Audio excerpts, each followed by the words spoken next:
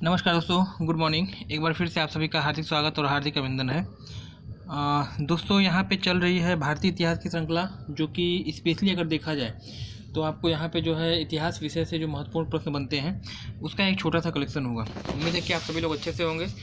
Channel पे पहली बार आए हैं, चैनल सब्सक्राइब करके बेल आइकन को प्रेस कर दीजिएगा, क्योंकि ऐसे ही प्रतियोगी परीक्षाओं की दृष्टि से महत्वपूर्ण कंटेंट मैं आपको प्रोवाइड करता रहता हूँ। आइए शुभारम्भ करते हैं।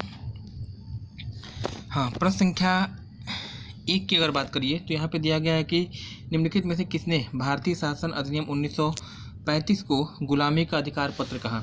5 व्यक्तियों का नाम यहाँ पे दिया गया, 5 महापुरुषों का नाम दिया गया है और पूछा गया है कि निम्नलिखित में से किसने भारतीय शासन अधिनियम 1935 को गुलामी का अधिकार पत्र कहा है। जवाहरलाल नेहरू, मोहम्मद अली जिन्ना, राजेंद्र प्रसाद, बाल गंगाधर तिलक या फिर इनमें से कोई नहीं। चुनिंदा प्रश्न है और ऐसे प्रश्न हैं निश्चित रूप से अगर आप इनको तैयार करते हैं तो आपकी तैयारी जो है अन्य प्रतियोगी परीक्षाओं की दृष्टि से जो तैयारी करते हैं बच्चे, उनसे आप आगे रहेंगे, है ना। किसने गुलामी का अधिकार पत्र कहा था, तो इस प्रश्न का जो सही उत्तर आपका होगा ऑप्शन ए, यानी जवाहरलाल नेहरू के द्वारा ये कार्य किया गया था। चलिए, आज के सेशन का जो दूसरा क्वेश्चन है दिया गया कि भारतीय राष्ट्रीय कांग्रेस के पहले अधिवेशन में महासचिव कौन थे, है ना। जैसा कि आपको मालूम है कि 1885 ईस्वी में भारतीय राष्ट्रीय कांग्रेस की स्थापना होती है और इसी वर्ष बम्बई में गोकुलदास तेजपाल यूनिवर्सिटी के प्रांगण में जो है पहला अधिवेशन होता है। आपसे पूछा गया है कि पहले अधिवेशन के महासचिव कौन थे। दादा भाई नौरोजी, फिरोज शाह मेहता, ए.ओ. ह्यूम या व्योमेश चंद्र बनर्जी, है ना। पहले अधिवेशन के महासचिव का नाम आपसे पूछा गया है, तो इसमें बहुत लोग क्या करेंगे, सीधे जो है लगा देंगे व्योमेश चंद्र बनर्जी को, जो कि उत्तर आपका यहाँ पे गलत होगा। डब्ल्यू.सी. बनर्जी या व्योमेश चंद्र बनर्जी भारतीय राष्ट्रीय कांग्रेस के पहले अध्यक्ष थे। यहाँ महासचिव की बात हो रही है। ऑप्शन सी यहाँ पे आपका राइट होगा, एलन ऑक्टेवियम ह्यूम, है ना। और यही जो है भारतीय राष्ट्रीय कांग्रेस के संस्थापक भी माने जाते हैं। प्रश्न संख्या 3 की अगर बात करिएगा, भूमि स्पर्श मुद्रा की सारनाथ बुद्ध प्रतिमा किससे संबंधित है, यह आपसे पूछी गई है। किस काल से भूमि स्पर्श मुद्रा की सारनाथ बुद्ध प्रतिमा संबंधित है। गुप्त काल, कुषाण काल, वर्धन काल, राजपूत काल या फिर इनमें से कोई नहीं।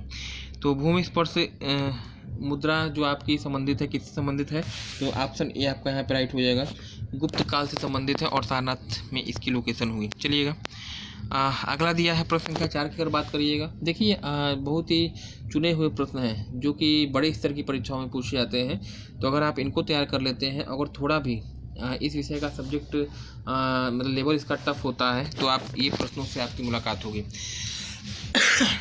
मत विलास प्रहसन के लेखक आपसे पूछे गए हैं। महेंद्र वर्मन, गौतमी पूर्ण सातकर्णी दिया है, रुद्रादमन दिया है, पुलकेशन द्वितीय दिया है और इनमें से कोई नहीं दिया है। तो इस प्रश्न का जो सही उत्तर होगा ऑप्शन ए आपका यहाँ पे सही हो जाएगा। मत विलास प्रहसन के लेखक कौन है, ऑप्शन ए महेंद्र वर्मन। प्रश्न संख्या अगर 5 की बात करिएगा, निम्नलिखित में दिया गया, निम्नलिखित में से कौन सा युग्म सुमेलित है। निम्न में से कौन सा युग्म सुमेलित है, यह आपसे पूछा गया है। एक तरफ जो है ऐतिहासिक स्थल दिए गए हैं और दूसरी तरफ राज्य दिए गए हैं जो जिसमें वह स्थित है। सही सुमेलन का आपको चयन करना है। भीमबेटका गुफाएं मध्य प्रदेश में, हम्पी आपका कर्नाटक में, सूर्य टेम्पल तमिलनाडु में, उपयुक्त सभी या फिर इनमें से कोई नहीं। कौन सा सही सुमेलित है, तो यहाँ पे याद रखिएगा, भीमबेटका गुफाएं आपकी पड़ती है रायसेन डिस्ट्रिक्ट एमपी में, मध्य प्रदेश में, बिल्कुल आपका सुमेलित है। हम्पी कर्नाटक में, ये भी आपका सुमेलित है और सूर्य टेम्पल आपका तमिलनाडु में, यह भी आपका सुमेलित है। इस तरह से आपका सही उत्तर आपका हो जाएगा ऑप्शन डी। यह तीनों ही ऑप्शन आपकी क्या है, यहाँ पे सुमेलित होने जा रहे हैं। प्रश्न संख्या 6 की अगर बात करिएगा, दिया गया है कि भगवान विष्णु के किस अवतार को समुद्र से पृथ्वी उद्धार करते हुए अंकित किया गया है। भगवान विष्णु के किस अवतार को समुद्र से पृथ्वी का उद्धार करते हुए अंकित किया गया है। यदि आप विष्णु पुराण पढ़े हैं तो निश्चित रूप से आप इसकी जानकारी रखेंगे। मत्स्य अवतार, वराह अवतार, नरसिंह अवतार, कल्कि अवतार या फिर इनमें से कोई नहीं। तो किस अवतार को समुद्र से पृथ्वी का उद्धार करते हुए दिखाया गया है, ऑप्शन आपका बी यहाँ पे राइट हो जाना चाहिए। वराह अवतार आपका उत्तर सही होगा। नरसिंह अवतार भक्त प्रहलाद की उन्होंने रक्षा की थी, नरसिंह के रूप में, नर और सिंह, है ना। कल्कि अवतार कलयुग में माना जाता है महात्मा बुद्ध के रूप में। मगध का कौन सा सम्राट परशुराम, है ना, मगध साम्राज्य का कौन सा सम्राट परशुराम के नाम से भी जाना जाता है? महापद्मनंद, अजातशत्रु, कालाशोक, बिंदुसार या फिर इनमें से कोई नहीं? तो परशुराम कौन थे? इस प्रश्न का उत्तर जो आपका सही होगा ऑप्शन ए आपका यहाँ पे राइट हो जाएगा, महापद्मनंद, है ना। अजातशत्रु को कुड़ी के नाम से जाना जाता था। अजातशत्रु के शासनकाल में ही जो पहली बहुसंगीति का आयोजन होता है। कालाशोक दूसरी संगीति इसमें होती है शासनकाल में। और बिंदुसार को अमित्र घात भी कहा गया है। चलिए आज के सेशन का 8वां क्वेश्चन जो आपके लिए यहाँ पे दिया गया है, एलोरा के कैलाश मंदिर का निर्माण किसके द्वारा कराया गया था? अजंता एलोरा गुफा है आपके महाराष्ट्र में, औरंगाबाद जिले में। किसके द्वारा इसका निर्माण किया गया है? राष्ट्रकूट के द्वारा, वातापी के चालुक्यों के द्वारा, गंग वंश के शासकों के द्वारा, उपरोक्त सभी या फिर इनमें से कोई नहीं? तो इस प्रश्न का जो सही उत्तर आपका होगा ऑप्शन ए, राष्ट्रकूटों के द्वारा जो है निर्माण किया जाता है। किसका? तो आप बता दीजिएगा। एलोरा के मंदिरों का। प्रश्न संख्या 9 इंपॉर्टेंट क्वेश्चन है, ऋग्वैदिक काल का है और पूछा गया क्वेश्चन है, कई बार पूछा गया है, रिपीटेड क्वेश्चन है, इसलिए इस प्रश्न को आप गलत भी नहीं करेंगे। ऋग्वेद में अघन्या शब्द का प्रयोग किस जंतु के लिए किया गया, किस जीव के लिए किया गया, ये आपसे पूछा गया है। बकरी, गाय, हाथी, घोड़ा या फिर इनमें से कोई नहीं? तो ऋग्वेद में अघन्या जिसकी हत्या ना की जा सके किसके लिए प्रयोग किया गया है? ऑप्शन बी आपका यहाँ पे सही होगा, सॉरी ऑप्शन बी आपका यहाँ पे राइट होने जा रहा है। गाय के लिए अघन्या शब्द का प्रयोग किया गया है। और याद रखिएगा सबसे अधिक युद्ध जो ऋग्वैदिक काल में होते हैं वह गाय के लिए ही होते हैं। आज के सेशन का 10वां क्वेश्चन, अलबरूनी जो है भारत में आया था, वह किस समय आया था या किस शताब्दी में आया था, ये आपसे पूछा गया है। 11वीं शताब्दी, 10वीं शताब्दी, 8वीं शताब्दी, 12वीं शताब्दी या फिर इनमें से कोई नहीं? तो अलबरूनी कब आया था? इस प्रश्न का जो सही उत्तर आपका होगा ऑप्शन ए, 11वीं शताब्दी में। आज के सेशन का 11वां क्वेश्चन जो आपके लिए है, बम्बई, मद्रास और कलकत्ता में उच्च न्यायालय की स्थापना किस वर्ष की जाती है? किस वर्ष उच्च न्यायालय की स्थापना इन 3 शहरों में की गई थी? 1861, 1774, 1937 या 1919 या इनमें से कोई नहीं? यहाँ मैं आपको बता दूँ 1774 ईस्वी में, अगर देखा जाए 1774 ईस्वी में भारत के सुप्रीम कोर्ट की स्थापना की जाती है कलकत्ता में। और किस एक्ट के बेस पे? तो 1773 के रेगुलेटिंग एक्ट के बेस पे। 1937 में आपका भारत के संघीय न्यायालय की स्थापना की जाती है। इन 3 शहरों में स्थापना आपकी होती है उच्च न्यायालयों की। तो इस प्रश्न का जो सही उत्तर आपका होगा ऑप्शन ए हो जाएगा, 1861 में आपका ये कार्य होता है। आज के सेशन का जो यहाँ पे 12वां क्वेश्चन आपका होगा, पूछा गया है कि डेक्कन एजुकेशन सोसाइटी से कौन संबंधित है? डेक्कन एजुकेशनल सोसाइटी से कौन संबंधित है, यह आपसे पूछा गया है। जस्टिस राणा डे है, फिरोज शाह मेहता है, बाल गंगाधर तिलक है, उपयुक्त सभी है या फिर इनमें से कोई नहीं है? तो इस प्रश्न का जो सही उत्तर आपका होगा ऑप्शन ए हो जाएगा यहाँ पे, जस्टिस राणा डे आपका यहाँ पे जो है सही हो जाना चाहिए। इसका उत्तर सही हो जाएगा, है ना। आज के सेशन का 13वां क्वेश्चन अगर देखा जाए तो यहाँ पे दिया गया है कि भारतीय ब्रह्म समाज की स्थापना किसके द्वारा की गई थी? भारतीय ब्रह्म समाज की स्थापना किसके द्वारा की गई थी आपसे पूछा गया है। राजा राम मोहन राय है, देवेंद्रनाथ टैगोर है, ईश्वर चंद्र विद्यासागर है और केशव चंद्र सेन है।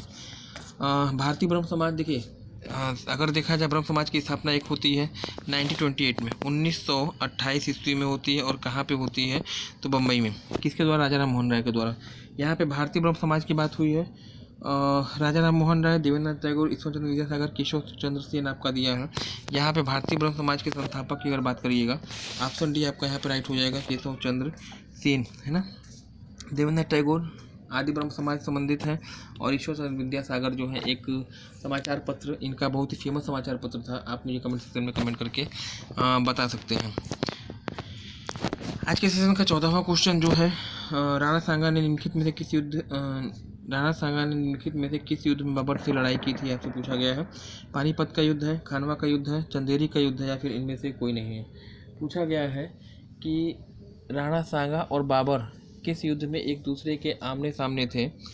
पानीपत का युद्ध, खानवा का युद्ध, चंदेरी का युद्ध या फिर उपरोक्त सभी? तो यहाँ पे एक चीज़ मैं आपको बता दूँ, जो आपका पानीपत का युद्ध होता है वह होता है बाबर और इब्राहिम लोदी के बीच में। बाबर का भारत में पहला संग्राम था 1526 ईस्वी में, बाबर और लोदी के बीच में, बाबर विजयी रहा था।